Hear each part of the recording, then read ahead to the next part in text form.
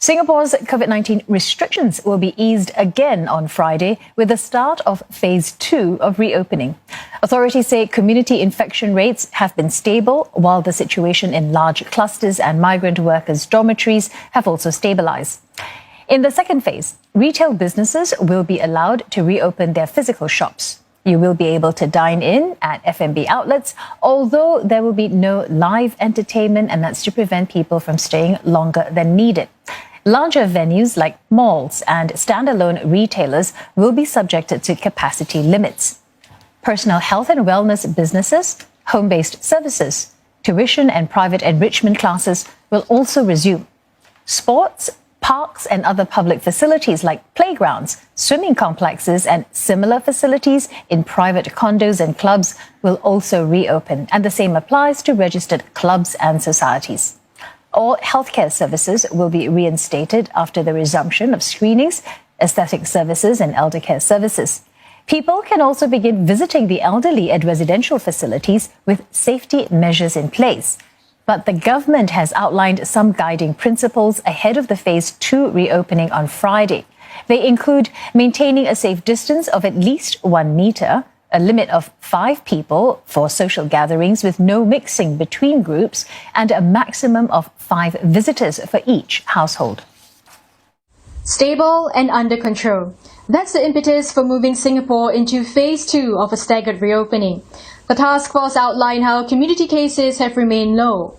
Many of these have emerged out of proactive screening and indicate past infection. While majority of Singapore's cases reside in worker dormitories, it noted that cases have declined and there hasn't been any indication of new or large clusters. And that's given them the confidence to transit to phase 2. Phase 2 is a significant step in moving towards a new COVID-safe normal. The multi-ministry task force will continue to monitor the situation closely with the aim of continuing to ease measures until we reach a new normal in phase 3. With a range of activities resuming in phase 2, the number of close contacts between individuals will increase. We therefore expect to see more new community cases. With more testing, we will also expect to see more cases being detected proactively. The gradual reopening will of course come with safety measures. Now, for instance, F&B outlets may now resume dine-in options, but that's capped at 5 per group. Patrons must still maintain a 1 meter distance. Enforcement measures will continue in phase 2 to ensure these safety guidelines are adhered to. But the task force says the onus is also on businesses to upkeep the rules, lest the cluster emerges.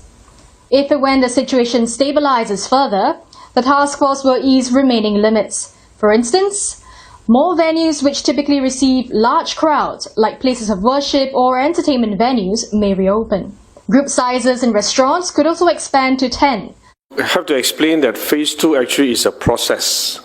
It's not the end stage, and as we progress in phase 2, we will continuously monitor the situation, and eventually when we reach phase 3, basically phase 3 is a steady state. By that time, we are probably going to hold that position in phase 3 for quite a long time, until when a vaccine is available. For now, even as Singapore gradually restarts the economy and reopens its borders, the task force says residents mustn't take this as a signal to let their guard down. Instead, they should remain vigilant and act sensibly to keep the rate of infection low.